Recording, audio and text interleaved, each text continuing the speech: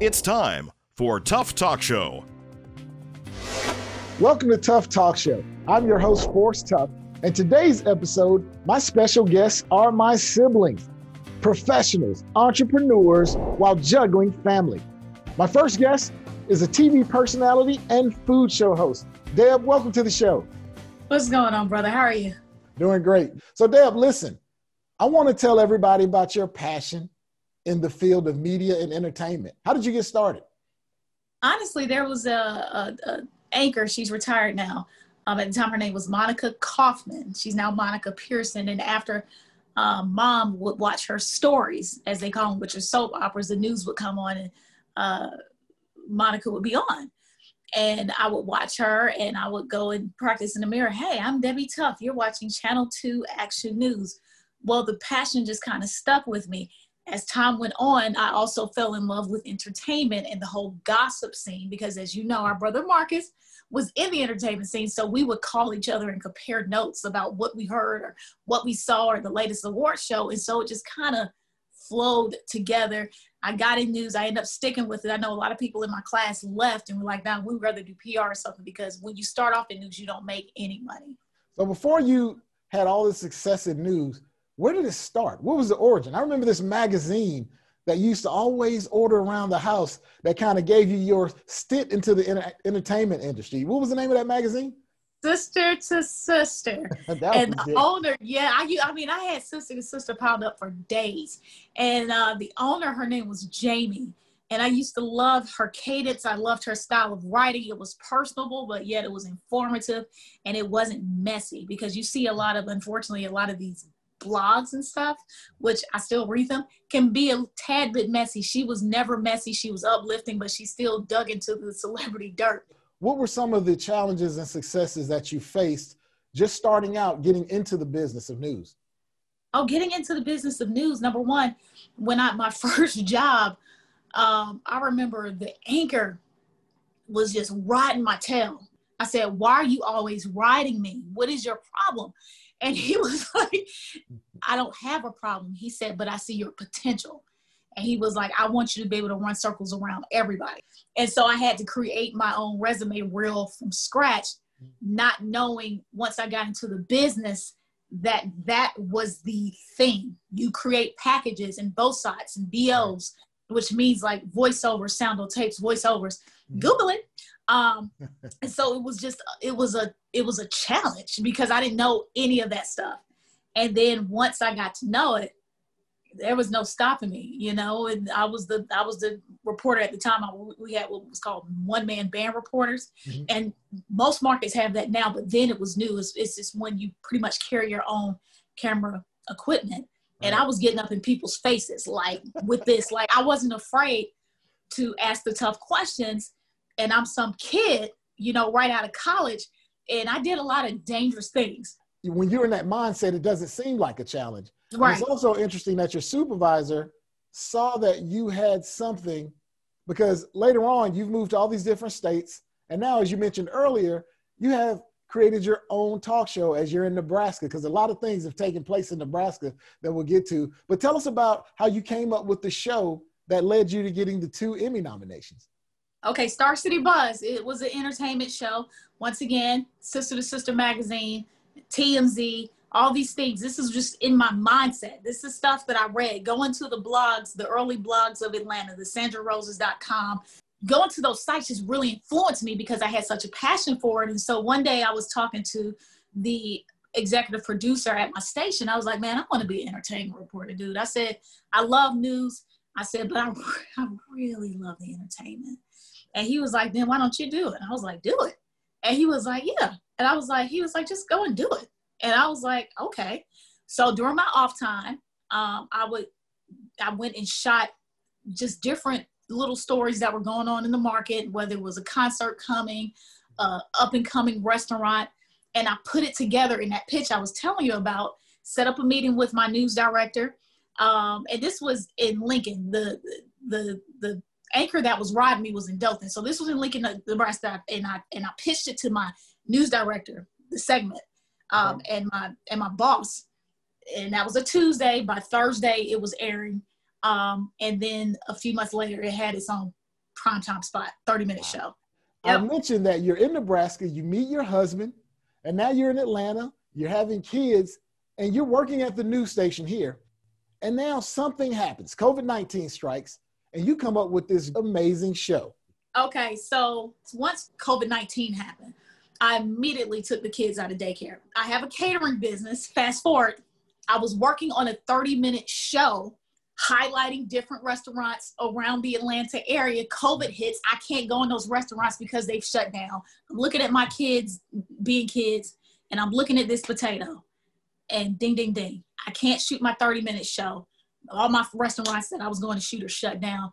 I said, but I can do it right here in my own kitchen. And that's how Quarantine Cooking was born. It's just little vignettes that I put on YouTube. We were doing the potato season. We did Quarantine Cooking Kids Edition, where we brought the kids in and they cooked with me. And now we're doing crock pots. So we're doing easy meals that people can do in the kitchen. And quite frankly, the audience is small, but it's building. And I've gotten a lot of feedback because people actually try the recipes, and it's been positive feedback. Quarantine Cooking is still going to continue. I'm going to get into TikTok.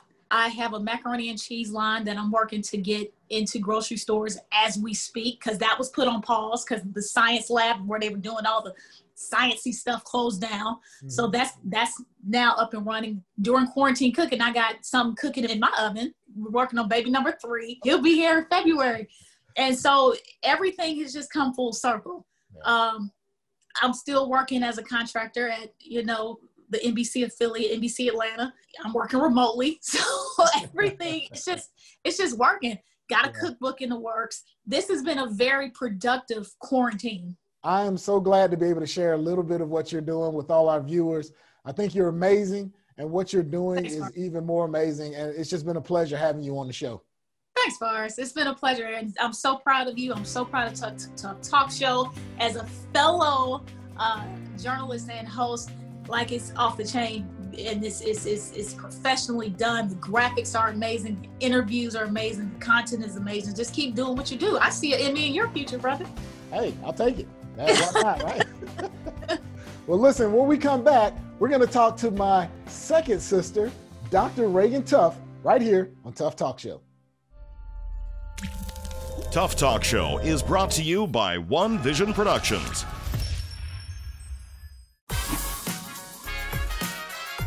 Check this out. It's my you impression. Sitting there with no intentions of getting up. Pretty good, huh? But I'm not judging, because I'd probably be doing the same. And since the average American watches TV and streaming media for more than 4 hours per day, the American Heart Association made binge breaks. A cool and quick way to get off your booty.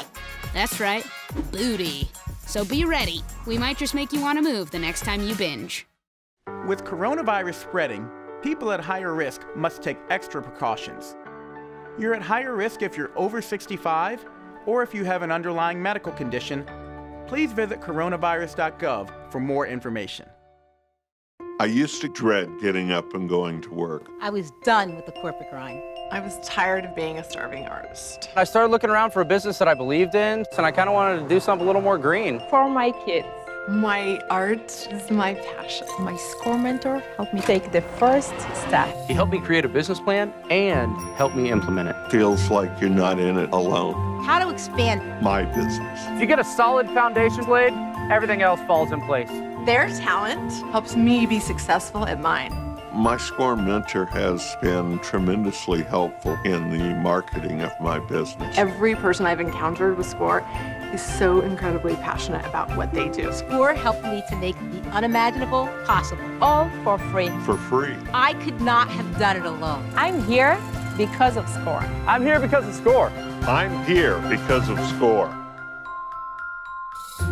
Get your free business mentor at score.org.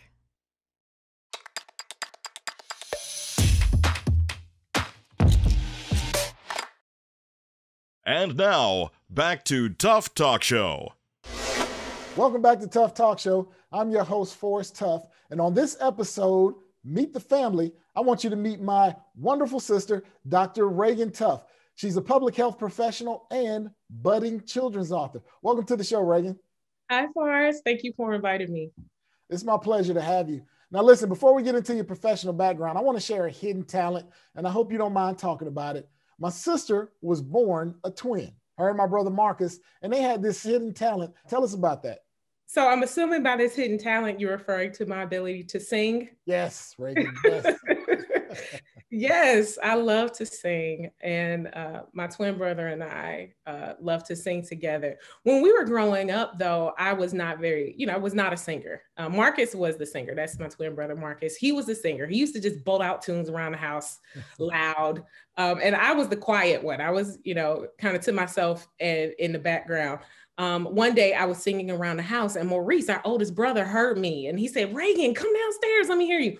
And then after that, he told people at church, and then I had to sing at church, and me and Marcus started singing together in school and winning contests. I mean, we were like the BB and CC Winans of that. So yeah, we had fun. You have this kindred thing with your twin brother, but now you go to college and you have this still budding passion for singing. How did that manifest when you were in college? It's interesting for us. So really throughout high school, even though I would sing with Marcus and sing in church, I really mostly enjoyed playing the flute, and I spent hours playing the flute. I was in the band. Unfortunately, when I got to college, I did not join the band, but I still enjoy singing, like you said. And my friends and I were a part of the Furman choir. We would sing together. There was also an opportunity for us to join something called a coffee house. It's like a live concert for students and aspiring artists. And my friends wanted us to get together and do a coffee house. And I was mortified. I just could not imagine singing in front of the entire Furman community. But with much persuasion, I did it. And we had a great time. We actually formed a group after that called Ebony. Ebony was made up of two of my roommates and another college friend. And we sang throughout Georgia, North Carolina, and South Carolina. And we also were featured on Apollo, Showtime at the Apollo. Mama made it, right? Yeah, absolutely. Well, listen, I wanted to share that hidden talent because I think that's amazing. You have a beautiful voice, and Thank Marcus you. Also. But I want to talk now about a little bit about your profession. We know you achieved your doctorate. So tell us that journey through Furman, the Morehouse School of Medicine, and then finally landing at UGA. Okay. I started in public health. I always tell people that my passion for public health started when I was a kid, like around 5 or 6 years old. I talked to my grandparents about the dangers of smoking. I really didn't know anything about it aside from what my parents told me, but I was never scared to share what I learned. That did not go over very well with my grandparents because we grew up in a time where children were seen and not heard. But I definitely think like the seeds for public health started then, and then further blossomed when I got in high school. Around that time, my grandfather's health really began to decline after he had a stroke. And my mom, serving as primary caretaker, usually took him to the ER, to his doctor exams, and I was with her during that time. And I watched this pillar of my family's life and quality of life decline. And I really wanted to do something about that to stop the disease before it happened. And so when I got to college, I talked to some of my professors about that. And one professor in particular introduced me to the topic of public health and told me that I should pursue a master in public health. And that was all she wrote. I loved it and have been stuck ever since. What have been some of the most fulfilling experiences for you? My most fulfilling experiences have really been traveling to communities that are most impacted by disease, to really see how public health works on the ground. When I was in graduate school, I read a book called Lives in Context by Audra Cole. And one of the key messages was that, we don't live our lives in vacuums. And as I've developed my public health career, I've really grown to understand what that means practically. So I like to see what's actually happening on the ground to better inform the interventions that I develop and create, so that as a practitioner, I can begin to put the bullseye on what's working. So that's really been one of the highlights of my career. And then also collaborating with organizations that aim to improve health outcomes for racial, ethnic minorities, and other marginalized groups. You're in this space, you're traveling around the country, teaching people, and then we have something traumatic that happens to our brother, but more so your twin brother. He suffers a heart attack. Yeah. What was the impact though? How did that affect you? Wow, Forrest. It was devastating. My whole life I've been known as a twin. My family never referred to us as Marcus and Reagan. They called us the twins. In school, we were the twins. Everywhere we were the twins. So it definitely had an impact on my identity. as a person. I think that what I learned from that situation is that challenges are going to come. Like, your life can seem perfect for a while. Challenges will come. They will come unexpectedly. But, you know, our lives can't be defined by that tragedy. You know, we have a responsibility to look at it, learn from it, and I think, you know, move to the next chapter of our lives using that to fuel whatever our purpose is in life. So I think that's definitely how it's helped me. You know, it was a tumultuous time for all of us. We pulled together as a family, we supported each other, and we dealt with it. And one of the things that I think that was great that we did is, you know, we work with the American Heart Association, and we do the annual Heart Walk in his honor to just commemorate his life. So one of the things that I like is, you said you have to move on. And one of the things that you're doing that I find most inspiring is that you've authored a book for young girls. Can you tell us about that? Yeah, you know, Forrest, I think that, you know, everyone can learn from our story. And so I really use Marcus's life as inspiration for me. My book is called I Am Sure of This Fact, and it is a book full of affirmation for young girls about their identity in Christ and about who they are in Christ. It was inspired by my nieces. I have 5 of them. They are all very beautiful and talented with various skills. It started off as a poem for them and kind of evolved into this like really fun children's book full of characters. So it was a really fun project. I'm excited about it. You know, it's amazing to me when I see some of the things that you've done. You know, first of all, you're a consummate professional. You've taken that road and you've gotten a PhD, but I also see you in the entrepreneurial space doing creative things. And that's what amazes me the most about you. So what's in the future for Dr. Reagan Tuff? Well, Forrest, in my future, you know, I definitely want to spend some more time talking to new professionals and graduate students about their journey in public health. I definitely benefited from mentors and others who had traveled the road before me and helped me move along, and I want to pay that way forward. Right now, I am finishing up my website, and so if people are interested in hearing me speak or learning more about my book, they can do that by visiting reagantuff.com. And I'm really excited about it. I think it's going to be great. So do you have any advice for any professionals that may be looking to take that road to public health or just be a person that goes after that PhD the way you have? Yeah, I think education is really key, you know, so obtaining a master's in public health is really important, and to learn about the various disciplines in public health. I think that, again, talking to mentors who have done it to learn about what some of the challenges might be, what some of the opportunities might be in the field is really great. And then just exploring various schools and topics to see what aligns with your passion and what your role is. I look forward to talking about that and many other things with students, because I have a whole plethora of journeys that I can discuss. So I'm happy to do that. Well, thank you so much for taking this time to talk with me today, Reagan. Thanks, Forrest. When we come back, we're going to meet another one of the Tuff siblings right here on Tuff Talk Show. We're all doing a lot. A lot of swiping, streaming, scrolling, double tapping, and social media stalking. A whole lot of nothing. You're probably scrolling right now. While we think a certain red heart is giving us life, we're neglecting the one that actually does. So let's take a stand against sitting. Let's care more about strolling than scrolling. Let's take charge of our health. Let's make moves together, starting now. I mean, now. Jordan knows he shouldn't eat this entire bowl of nachos, but tonight he's earned that right, because a few hours ago in the middle of happy hour, he recognized a sign, not from the gods or a bolt of lightning, but from a double heart, a kissy face, and a fourth ha in ha ha ha. That's when Jordan knew he was buzzed. So when it was time to go, he got a ride home instead of driving. Be a legend like Jordan. Recognize your buzzed warning signs and get a ride home. Buzz driving is drunk driving. Your blood pressure numbers could change your life. Talk to your doctor about creating a plan that works better for you. Start taking the right steps at manageyourbp.org.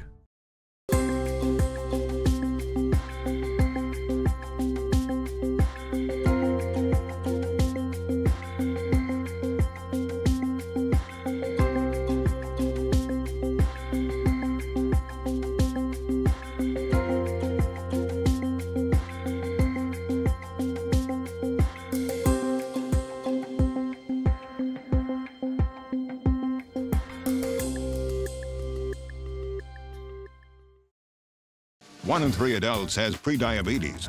Take the risk test at doihaveprediabetes.org. And now, back to Tough Talk Show. Welcome back to Tough Talk Show. I'm your host, Forrest Tough. And with me, my next special guest, my brother, Maurice Tough, the sartorialist and entrepreneur. Maurice, welcome to the show. Hey, man, it's good to be here, Forrest. You and I, brothers, being interviewed by my brother, this is going to be fun. This is a unique feeling, but I think we're going to have a lot of fun. Yeah, growing up, man, I always admired you. I have to admit, you were a great artist. You're an exceptional athlete, a gifted athlete, and you had a great sense of humor. Man, just tell us a little bit about that. And Where do you think that came from? Well, obviously, it must have run in the family because I know this is about me, but for those of you that know Forrest, he was an exceptional athlete as well. Well, man, artistry was just something I enjoyed doing. Ever since I was in preschool, I loved to draw. I loved the effect that it had on people when they saw it. Mm-hmm. So I stuck with it. And of course, you practice at something, you get better and better, and it becomes a part of you. So I loved art. As far as being an athlete, wasn't never naturally interested into being a part of sports, being that I like drawing. But there was a guy across the street, right? His name was Al. Real quick story. He was a little older than me. I used to see him practicing out front. He was really fast. I was impressed with it. Mm-hmm. He talked to mom and dad. They got me in the track. Dad got me shoes that I had no business having. They were soccer shoes because he didn't know about track shoes. But what got me really hooked, my first 2 races, the 100 and the 200 meter, 13 years old, broke the records, set new records for both, and they stood for years. That led into football in high school, which because of my speed, I was able to do some pretty incredible things by any stretch. I averaged about 80 yards per carry.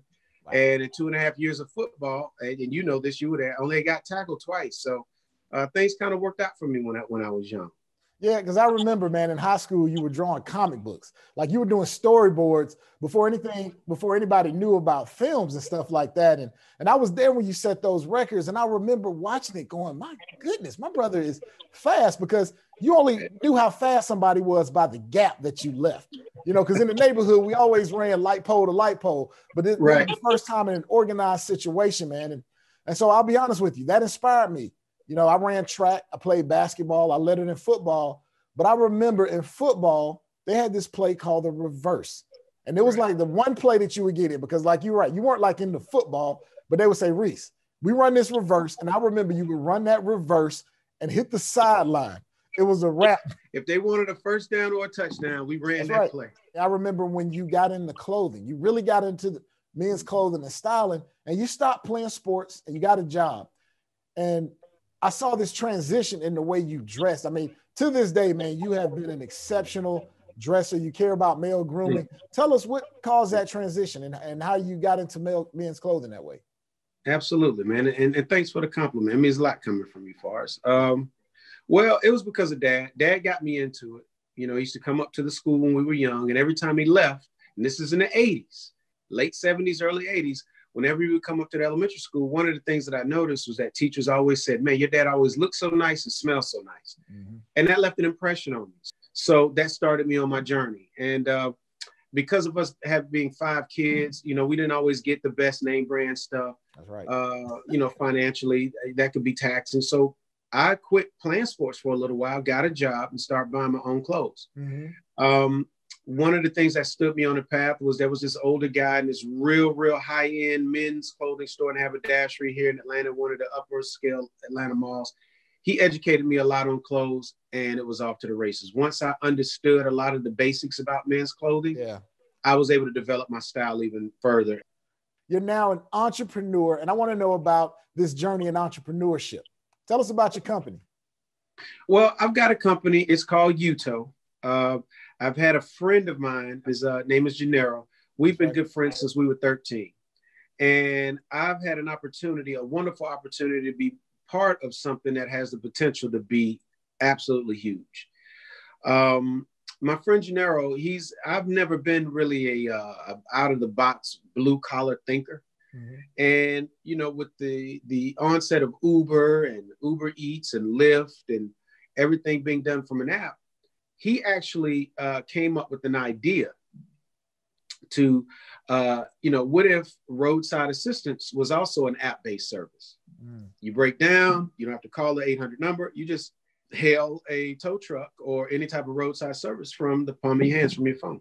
Overall, that was the bare bones skeleton idea of it. But he said, Reese, I really need somebody who can really scale this thing in. What would it look like? Mm-hmm. And so he actually brought me in and made me a partner with him. And we needed to sell it. So what I did, because of my background, I would go into the offices, sell it, create a lot of the imagery for it and that type of thing. Mm-hmm. And so what UTOW is basically Uber for tow trucks. You tell them what type of the year, make, and model of the car you're in. We have what we call an omniverse. It'll determine whether or not you need a flatbed or a traditional tow. And the truck comes. You can see the truck come to you, and it can see wherever you're sitting. It's doing really well right now. One of the things that I've always liked is not only have y'all maintained your friendship, but y'all have been able to be partners in a business together. And that, to me, that's an amazing thing. So in looking at where UTOW is now, what is your ideal client? Well, the ideal client, because we don't sell to the end user. We sell to the insurance company, and they sell it to the end user. The ideal client for us would be an insurance company that does a lot of business, obviously, is able to sell and promote the idea of roadside assistance. So we like a client that has good credit, a client that has a good driver record, and we like a luxury client, somebody who, when they get the insurance for their automobile, they are able to afford and they want all of the bells and whistles that come along with that car insurance. Right. I want to know that I've got rental. I want to know that I've got full coverage. I want to know that I've got roadside assistance. That's the ideal customer for us. I wish you continued success with UTOW and just your personal endeavors, man. It was a pleasure to have you on the show along with my other siblings. And I want to thank you for coming out and agreeing to be a part of this today. Anytime, man. Hey, Forrest, and let me just say this real briefly. I'm so proud of you. I appreciate you interviewing me. But listen, being able to go on your brother's talk show, this was beautiful, man. This is kind of cool. It's so laid back. It's comfortable. Your green room is amazing. They gave me the green M&Ms like I asked for, the bottled water. Love you, man. Hey, no problem, man. No problem. All right. Love you too. Hey, listen, when we'll be back, we'll wrap up some final thoughts right here on Tough Talk Show. If you'd like to be a guest on Tough Talk Show or know of an interesting person or organization, send us a request to toughtalkshow@email.com. Well, that concludes another episode of Tough Talk Show. It's been great catching up with my siblings as we talked and laughed about our past and celebrated our present and future successes. I want to leave you with this final thought. Remember, whether your family is great friends, blood relatives, or simply individuals that have been there for you in your darkest hour, family matters. Until next time, we'll see you right here on Tough Talk Show.